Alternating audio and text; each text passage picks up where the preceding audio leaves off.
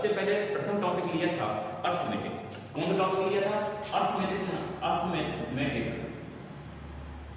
हमने first topic लिया था।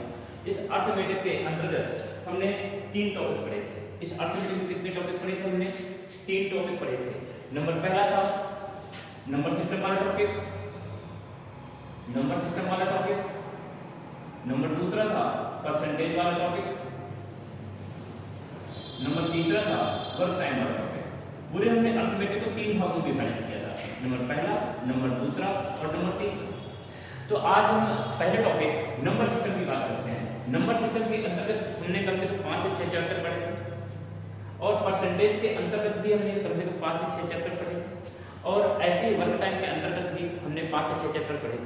तो आज हम 5 से 6 चैप्टर जो हमने सबसे पहले नंबर सिस्टम के अंतर्गत पढ़े थे, तो आज पहले चैप्टर का लेकर कुछ उस पर चर्चा करते हैं और नंबर सिस्टम के अंतर्गत आने वाले उन सभी कॉन्सेप्ट को हल करते हैं जो हमारे लिए जरूरी है। तो आज बात करते हैं नंबर सिस्टम की। तो देखते हैं नंबर सिस्टम।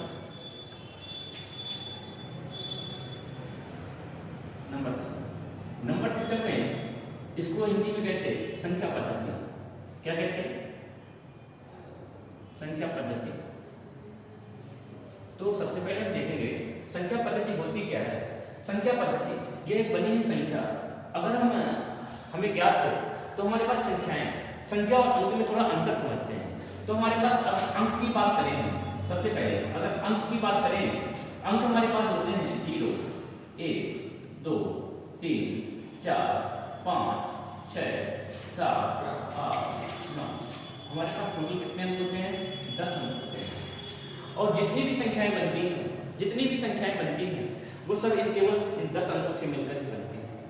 और इन 10 अंकों से मिलकर बनने वाली सभी संख्याओं को हम किस पद्धति में कहते हैं? दार्शनिक पद्धति होती है। वो कौन सी पद्धति होती? दार्शनिक पद्धति होती है।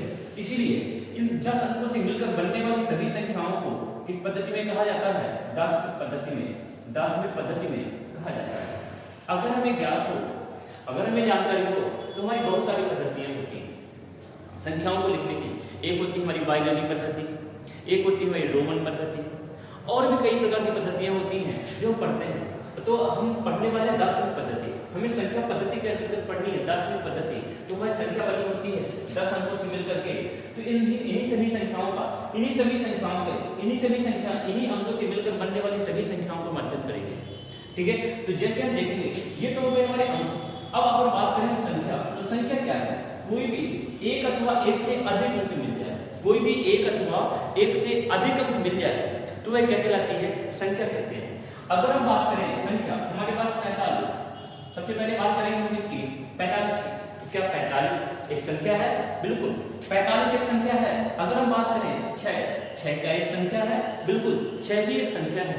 अगर हम बात करें 78, ये क्या? यह एक संख्या है? बिल्कुल यह भी एक संख्या है। तो हम देखेंगे, लेकिन अगर हम बात करें 45 संख्या तो है, 6 संख्या तो है, 78 संख्या तो है, लेकिन समस्या इस बात की है क्या 45 अंक भी है? नहीं, 45 हमारा अंक नहीं है। 45 को हम अंक नहीं कहते, 45 कोई एक संख्या है। 45 को अगर हम डिवाइड करते, बांटते अलग-अलग, 45 को अगर अलग-अलग बांट दिया जाए तो ये बनेगा 4 और ये बनेगा 5, तो ये भी अंक है और ये भी अंक है। अर्थात 45 दो अंकों से मिलकर बना है। एक अंक है 4 और एक अंक है 5। तो इन्हीं सभी अंकों का हम अध्ययन करने वाले हैं, इन्हीं सभी संख्याओं का अध्ययन करने वाले हैं। हम ये कह सकते हैं कि प्रत्येक संख्या अंक नहीं होती, बल्कि अंकों से मिलकर बनी होती है। क्या होती है? प्रत्येक संख्या एक अंक नहीं होती, अंकों से मिलकर बनी होती है। क्योंकि देख रहे हैं 78 में भी यही प्रॉब्लम है। हमारा 78 एक संख्या तो है लेकिन अंक नहीं है। इधर इसको देखें तो 7 और 8 इन दो अंकों से मिलकर बनी है, इसलिए इसे हम क्या कहेंगे? 7 और 8 ये दोनों अलग-अलग अंक हैं। लेकिन अगर 78 पूरी बात करें तो ये क्या है? एक संख्या है। तो हम ये समझ गए होंगे संख्या क्या है और अंक क्या है। अब हम संख्या और अंक के बाद हम अगली बात करेंगे संख्याएं कितने प्रकार की होती हैं, संख्याएं होती कौन-कौन सी हैं। ठीक है, तो अंक तो हमने देख लिए, इन 0 से लेकर के 9 तक में हमारे 10 अंक होते हैं। इन 10 अंकों से मिलकर बनने वाली सभी संख्या किस पद्धति में कही जाती? दार्शनिक पद्धति में कही जाती है। अब हम बात करेंगे संख्याओं सबसे पहले बात करने वाले हैं संख्याओं की। तो संख्याओं को हमने समझ लिया। अब संख्याएं होती कौन कौन सी हैं? तो नंबर पहली आती है बात किसकी? प्राकृतिक संख्या की। किसकी बात आती है? प्राकृतिक संख्या की। तो हम बात करेंगे प्राकृतिक संख्या होती क्या है क्या प्राकृतिक संख्या। और दूसरी बात आती है किसकी? पूर्ण संख्या की। पूर्ण संख्या की। तो प्राकृतिक संख्या और पूर्ण संख्या के बारे में अध्ययन करेंगे। तो देखते हैं जरा सा प्राकृतिक संख्या होती क्या है। ऐसी संख्याएं जो 1 2 3 4 5 dot dot dot dot infinite अर्थात अनंत, इसे हम क्या कहते हैं? अनंत कहते हैं। इसे क्या कहते हैं? अनंत। ऐसी संख्याएं जो 1 से शुरू होकर अनंत तक जाती हैं उन्हें हम क्या कहते हैं? प्राकृतिक संख्या कहते हैं। क्या कहते हैं? प्राकृतिक संख्या। अर्थात इनको हम ऐसा भी कह सकते हैं, हम कोई भी गिनती करते हैं तो कहां से शुरू की जाती है? 1 से। तो हम ऐसा भी कहते हैं जिन संख्याओं का उपयोग गिनने के लिए किया जाता उन्हें हम क्या कहते हैं? प्राकृतिक संख्या कहते हैं। किसके लिए प्रयोग की जाती है संख्याएं? ये संख्या हमारी गिनने के लिए प्रयोग की जाती है। अर्थात किसी भी संख्या को गिनने के लिए जिन संख्याओं का प्रयोग किया जाता है वे क्या कहलाती है? प्राकृतिक संख्या कहलाती है।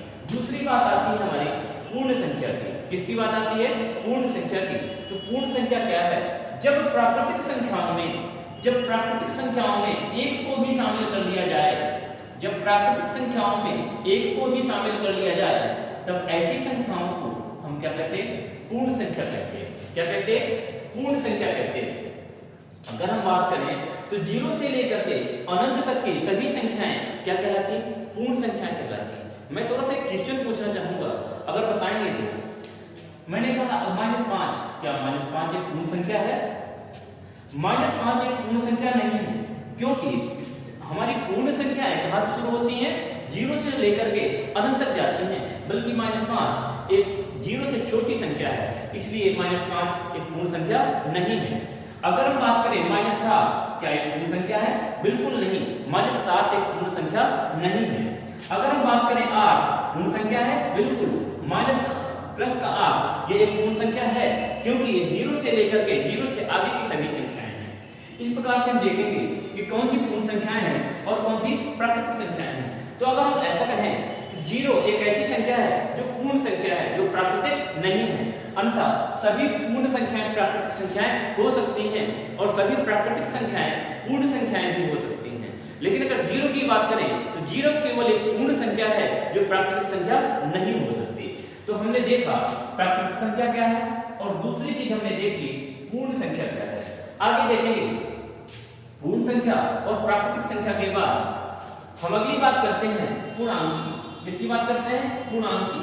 तो बहुत कई बार आप लोगों ने देखे होंगे पूर्णांक कहलाते क्या है? पूर्णांक की अगर बात करें तो पूर्णांक हमारा 2 शब्दों से मिलकर बना है, एक पूर्ण प्लस एक अंक। अक्सर क्वेश्चन इससे आता है, आप बिल्कुल भी परेशान मत होइए, मैं सारे क्वेश्चन भी कराऊंगा जो आपके यूपी पुलिस में आने वाले हैं और जो उसके लिए इंपॉर्टेंट है और जो कि प्रीवियस ईयर में आए हुए हैं। तो हम बात करेंगे पूर्णांक 2 अंकों से मिलकर बना है, इन 2 शब्दों से मिलकर बना है एक पूर्ण प्लस का अंक, यानी एक ऐसा अंक जो कैसा हो? पूर्ण हो, अर्थात पूरा हो। जैसे मैं कह दूं 0.5, क्या एक पूर्णांक है? नहीं। 0.15 एक पूर्णांक नहीं है। 0.5 को अगर हम चेंज कर दें तो 5 बटे क्या बन जाएगा? 10। क्या बनेगा? 5 बटे 10। अगर 5 बटे 10 की बात करें तो 5 क्या है? एक पूर्णांक है और 10 भी क्या है? एक पूर्णांक है। लेकिन अगर दोनों को एक साथ कहा जाए तो ये दोनों एक साथ पूर्णांक नहीं है। क्यों नहीं है? क्योंकि दोनों के एक साथ जब करेंगे तो 0. क्या लिखा जाएगा? 5, जो कि एक पूर्णांक नहीं है। ये अंक क्या है? अधूरा है, पूरा नहीं है। अर्थात एक ऐसा अंक जो क्या हो? पूरा हो, उसे क्या कहते हैं? हम पूर्णांक कहते हैं। पूर्ण अंक। तो अंक तो हमने देखे कैसे, कितने अंक होते हैं हमारे? 10 अंक ही होते हैं। तो हमारे पूर्णांक भी कितने होंगे? 10 ही होंगे। लेकिन नहीं, पूर्णांक भी हमारे बहुत सारे होते हैं। इन 10 अंकों से मिलकर इन 10 अंकों से जो संख्या बनती है वह भी तो पूर्णांक कहलाएगी, उसे भी तो हम पूर्णांक कहेंगे। बिल्कुल सही। तो हमने क्या देखा? क्या एक पूर्णांक है? बिल्कुल। क्या 2 पूर्णांक है? बिल्कुल। क्या 0 पूर्णांक है? बिल्कुल। क्या -2 भी पूर्णांक है? बिल्कुल। तो हम क्या कह सकते हैं? ये जो है 1 2 -2, अर्थात इन्हें हम क्या कह सकते हैं? पूर्णांक। अब तो हमने देख लिया, पूर्णांक हमारे कितने हो गए, किसी भी प्लस का चिन्ह, अर्थात हम एक चीज देखेंगे, जिनके आगे कोई भी चिन्ह नहीं लगा होता उसके आगे हम प्लस का चिन्ह माना जाता, जिसके आगे चिन्ह लगा होता वह उसी चिन्ह का होता।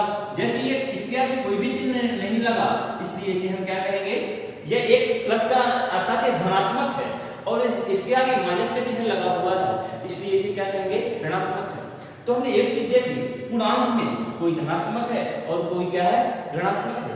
इसलिए हम पूर्णांक को कितने भागों में विभाजित कर सकते हैं, पूर्णांक हमारे कितने प्रकार के हो गए, दो प्रकार के। कितने प्रकार के हो गए, दो प्रकार के। कौन कौन से, अभी हमने देखा एक पूर्णांक हुआ हमारा कौन सा, एक पूर्णांक हुआ हमारा धनात्मक पूर्णांक।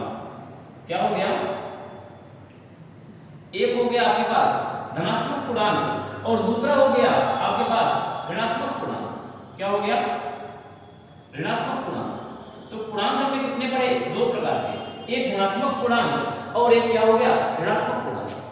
अगर हम बात करें धनात्मक पूर्णांक कौन कौन से हैं, अर्थात ऐसे पूर्णांक जो कैसे हो, ऐसे पूर्णांक जिनमें प्लस चिन्ह लगा हो, अर्थात उसका कोई भी आवेश ना जिसमें लगा हो, दिख ना रहा हो, ऐसे पूर्णांक को हम क्या कहेंगे, धनात्मक पूर्णांक। जैसे हम बात करेंगे 1 2 3 4 dot dot dot dot infinite, ये क्या कहलाएंगे, ये सभी हमारे कैसे होंगे, धनात्मक पूर्णांक होंगे। इस प्रकार से हम कह सकते हैं कि जितनी भी प्राकृतिक संख्याएं हैं, जितनी भी प्राकृतिक संख्याएं हैं, वे सभी कैसी होती हैं, धनात्मक पूर्णांक होते हैं। वे सभी कैसे होते, धनात्मक पूर्णांक होते हैं। तो क्या है, ये सभी अर्थात क्योंकि देख रहे हैं एक से लेकर के अनंत तक के सभी पूर्णांक क्या कहलाते, धनात्मक होते, इसलिए उन प्राकृतिक संख्याओं को क्या कह सकते हैं, सभी क्या होते, धनात्मक पूर्णांक होते।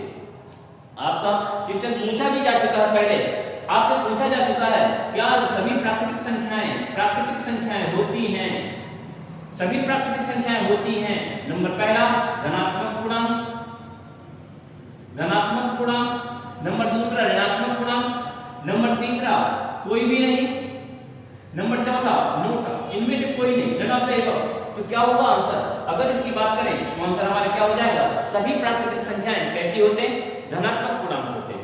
अगर दूसरी बात करें तो प्राकृतिक संख्याओं के बाद अगर हम बात करें, क्वेश्चन हमारा ऐसा भी हो सकता है उल्टा करके, धनात्मक पूर्णांक होते हैं सभी पूर्ण संख्याएं, प्राकृतिक संख्याएं, सम संख्याएं, विषम संख्याएं, ये सभी अब आपसे पूछ रहा है ऐसी कौन सी संख्याएं हैं जो धनात्मक पूर्णांक होते हैं। तो धनात्मक पूर्णांक कौन से होते, क्या सम संख्याएं होती, नहीं, क्योंकि सम संख्या भी माइनस की हो सकती है, ये क्या है, धनात्मक पूर्णांक नहीं है।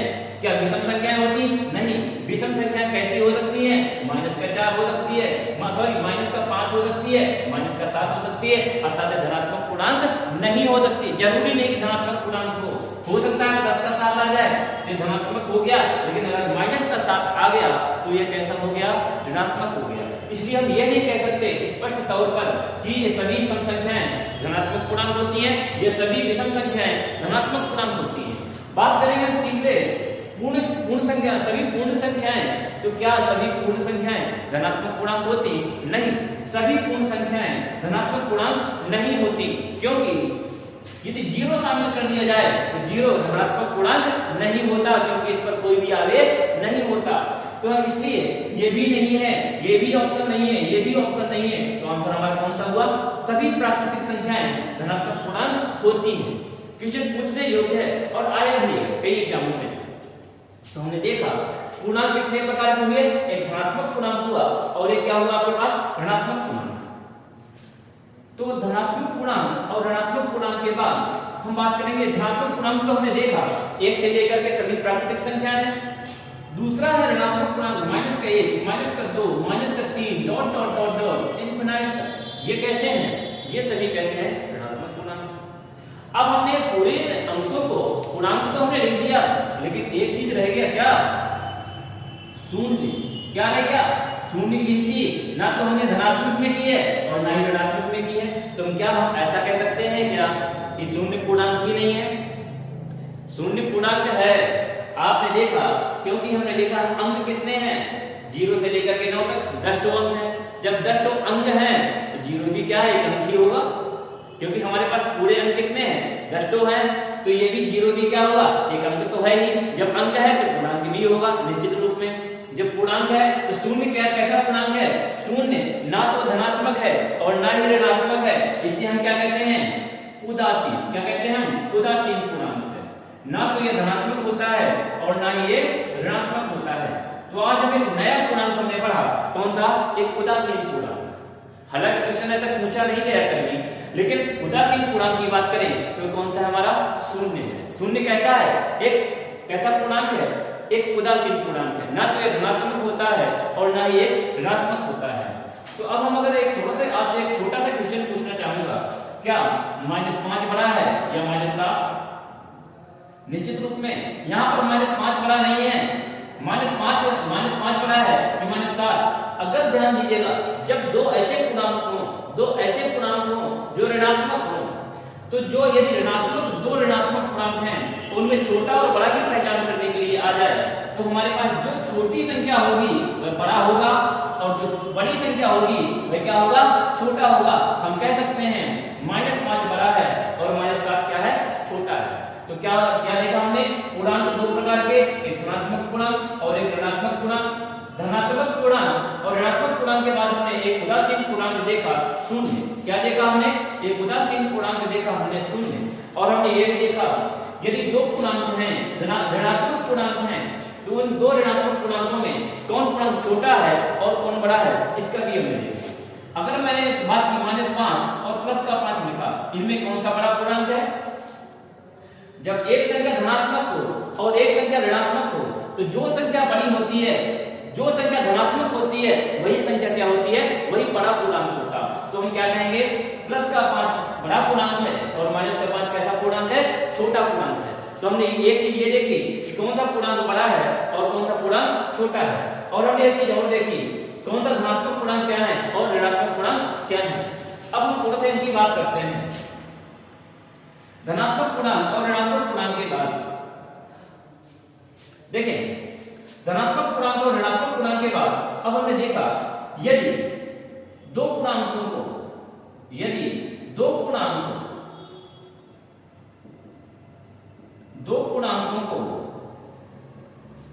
जोड़ने पर कैसा पूर्णांक प्राप्त होता, या घटाने पर एक पूर्णांक ही प्राप्त होता है। एक पूर्णांक ही प्राप्त होता है।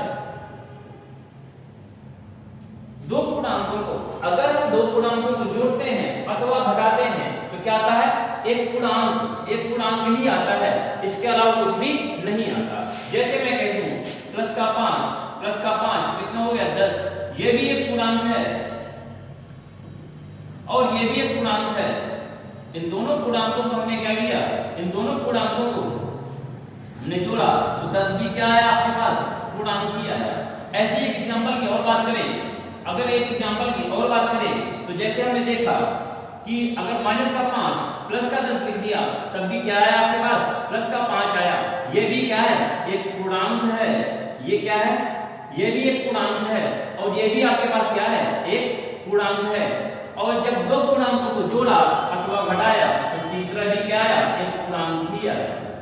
तो हम क्या कह सकते हैं? यदि दो पूर्णांकों को जोड़ा जाता है अथवा घटाया जाता है, तब भी क्या आता है? एक पूर्णांक ही आता है। तो हमने क्या देखा? प्राकृतिक संख्या, पूर्ण संख्या, पूर्णांक। अगला हम अध्ययन करेंगे, अगला आता है पूर्णांक के बाद हम अगला अध्ययन करते हैं। पूर्णांक के बाद आती है हमारी सम संख्या। क्या आती है? अभी हमने क्या देखा? एक प्राकृतिक संख्या, एक देखी पूर्ण संख्या, अब हमने देख लिया पूर्णांक।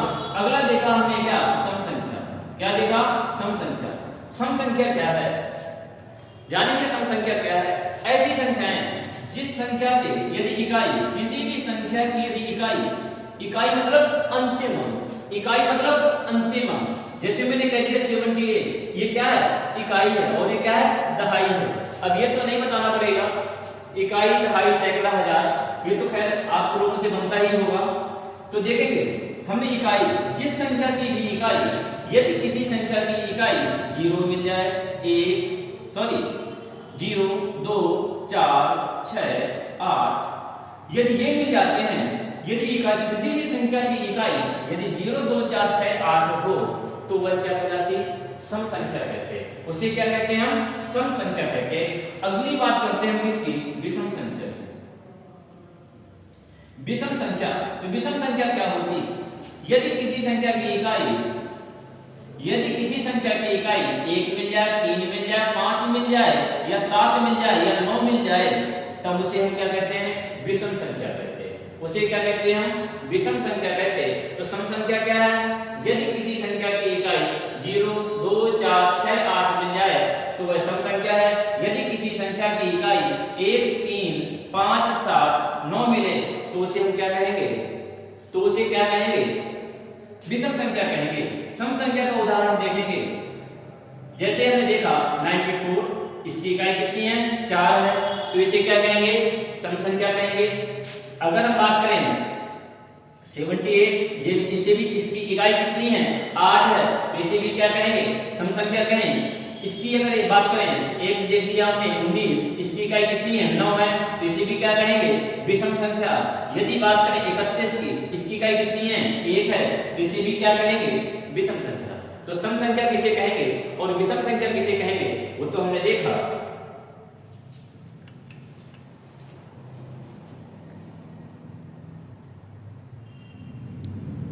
हाँ, तो देखेंगे, तो सम संख्या और विषम संख्या को हमने देखा, कौन सी सम संख्या है और कौन सी विषम संख्या है। अब सम संख्या और विषम संख्या के बाद हमारी अगली बात आती है किसकी? भाज्य संख्या। भाज्य संख्या, इन सभी संख्याओं का सर्वप्रथम मैंने आपको इसलिए जानकारी दी जा रही है ताकि अगर हम नंबर सिस्टम पढ़ रहे हैं तो नंबर सिस्टम कहलाती है संख्या पद्धति, संख्याओं की एक प्रणाली। तो अगर हमें संख्याएं ही पता नहीं होंगी तो हम आगे कैसे अध्ययन करेंगे? इसलिए क्रमबद्ध तरीके से अध्ययन करना जरूरी है। तो हमने सबसे पहले देखा संख्या कितने, संख्या क्या है? संख्या कितने, कौन कौन से अंकों से मिलकर बनी होती है? कौन कौन से अंकों से मिलकर बनी होती है? उन सभी अंकों का अध्ययन किया। इसके बाद हमने देखा सबसे पहले प्राकृतिक संख्या, नंबर दूसरा देखा पूर्ण संख्या, नंबर तीसरा देखा पूर्णांक, अगला देखा सम संख्या, विषम संख्या। अब बात करते हैं भाज्य संख्या की। ऐसी कौन कौन सी संख्याएं हैं जो भाज्य होती हैं? भाज्य संख्या की बात करेंगे अगर, तो भाज्य संख्या क्या है? यदि जो संख्या एक और स्वयं के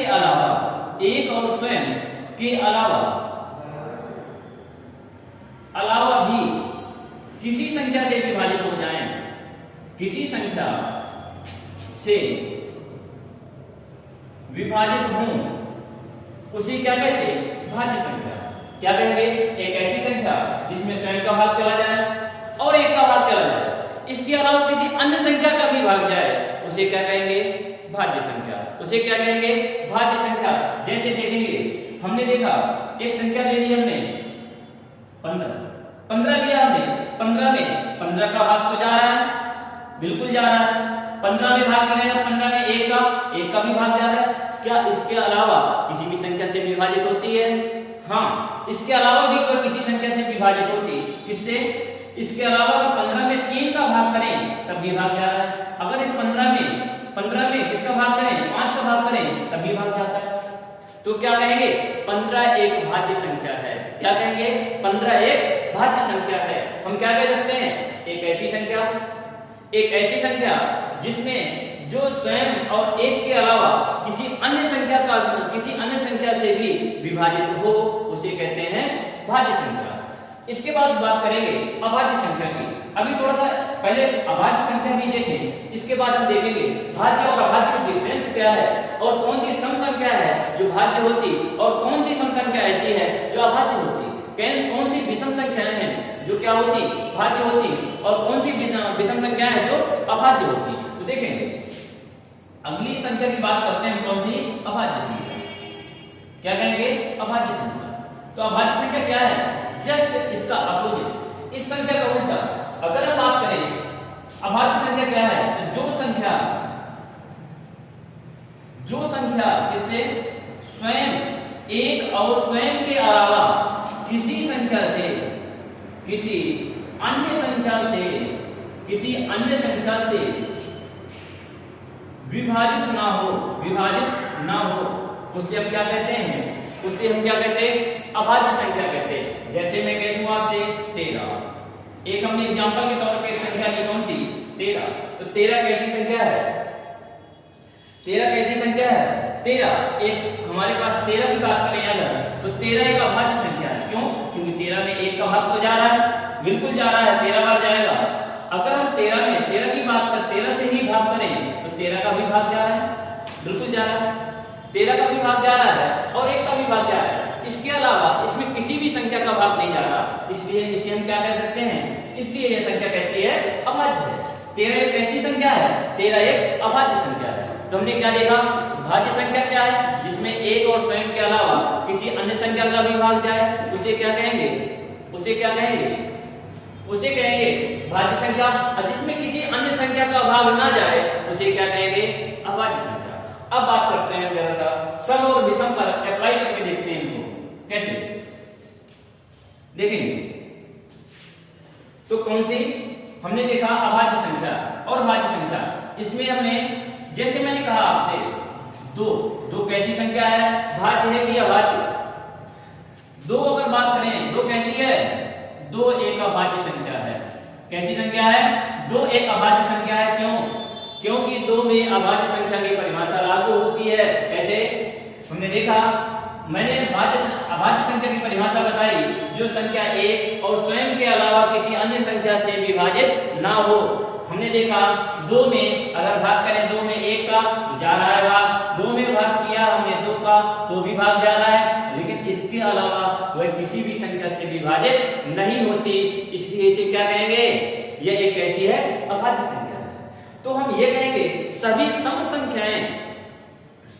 संख्याएं भाज्य संख्याएं होती हैं, क्योंकि जितनी भी सम संख्याएं हैं वो सभी 2 से विभाजित हो जाती हैं। लेकिन 2 एक ऐसी इकलौती सम संख्या है जो कैसी होती है, अभाज्य होती है। बहुत बार क्वेश्चन ये आया आपके एग्जाम में, जितने भी एग्जाम होते हैं, यदि ऑनलाइन एग्जाम हो रहे हैं तो कम से कम 40 से 50 एग्जाम होते हैं, उसमें एक क्वेश्चन जरूर ये पूछा जाता, ऐसी कौन सी सम संख्या है जो कैसी है, अभाज्य है। सॉरी, वह कैसी ऐसी सम संख्या जो अभाज्य हो, यानी असम अभाज्य संख्या कौन सी है, तो हम 2 को क्या कहेंगे, 2 कैसी संख्या है, 2 एक सम अभाज्य संख्या है। कैसी है, सम अभाज्य संख्या है। कैसी संख्या है, सम अभाज्य संख्या कौन सी है, तो केवल 2 है। 2 एक इकलौती संख्या है जो कैसी है, सम और अभाज्य है। तो हम क्या कह सकते हैं, जितनी भी सम संख्याएं होती हैं वे कैसी होती हैं, वे कैसी होती, वे हमारी जितनी भी सम संख्याएं होती है वो भाज्य होती, लेकिन 2 एक अभाज्य नहीं होती। अगर बात करें हम 1 की, 1 कैसी संख्या है, 1 ना तो भाज्य है और ना ही अभाज्य है। 1 की गिनती ना तो भाज्य में की जाती है और ना ही अभाज्य में की जाती, इसलिए हम 1 को क्या कहते हैं, ना तो हम 1 को भाज्य में गिनते और ना ही अभाज्य में गिनते। तो हम देखेंगे भाज्य संख्या और अभाज्य संख्या हमने देखी। और अगर बात करें हम थोड़ा सा विषम संख्या की, तो विषम संख्या क्या है, विषम संख्याएं हमने देखी, तो जिनके अंत में 1, 3, 5, 7 और 9 मिल जाए वे क्या है, सभी विषम संख्याएं हैं। लेकिन क्या सभी विषम संख्याएं अभाज्य होती, नहीं। तो देखा हमने क्या देखा, विषम संख्याएं जिनके अंत में 1, 3, 5, 7 और 9 मिल जाए तो विषम संख्या तो हो गई। लेकिन अगर इसकी बात करें विषम संख्या के बाद, तो क्या सभी विषम संख्याएं अभाज्य होती, नहीं, सभी विषम संख्याएं अभाज्य नहीं होती। कोई कोई विषम संख्या भाज्य भी होती, कोई कोई विषम संख्या अभाज्य भी होती। इस डाउट में मत रहिएगा कि सभी विषम संख्याएं अभाज्य होती हैं। तो हमने देखा सभी, आज हमने देखा प्राकृतिक संख्या, पूर्ण संख्या, पूर्णांक। पूर्णांक में 2 प्रकार के, एक धनात्मक पूर्णांक और एक ऋणात्मक पूर्णांक। इसके बाद हमने देखा सम संख्या, विषम संख्या, भाज्य संख्या, अभाज्य संख्या। अब हम थोड़ा सा बात करते हैं कौन कौन सी संख्याएं अभाज्य होती, कौन कौन सी संख्याएं अभाज्य होती। तो मैंने क्या बताया, ऐसी संख्या जो 1 और स्वयं के अलावा किसी अन्य संख्या से विभाज्य ना हो वे सभी होती अभाज्य। तो हम 1 से 100 तक की, कल हम 1 से 100 तक की अभाज्य संख्याओं का अध्ययन करेंगे। इसके अलावा हम कल पढ़ेंगे परिमेय संख्या, अपरिमेय संख्या, वास्तविक संख्या, काल्पनिक संख्या, इन सभी संख्याओं का अध्ययन करेंगे। और इसके अलावा हम क्रमानुसार पढ़ते चले जाएंगे। हम इसके अलावा पढ़ेंगे आपकी विभाज्यता के नियम, इकाई अंक निकालना, शेषफल निकालना, गुणनखंड निकालना, अभाज्य गुणनखंड ज्ञात करना, अभाज्य गुणनखंड होते क्या हैं और गुणनखंड क्या होते हैं, गुणज निकालना, गुणनखंड निकालना, इन सब चीजों का हम अध्ययन करते चले जाएंगे क्रमानुसार। तो अब हमने आज जो हमने देखा इन सभी चीजों का आप रिवाइज करेंगे और कल का इंतजार करेंगे। कल हम अध्ययन करेंगे इसके आगे। जब तक के लिए आपके लिए इतना ही।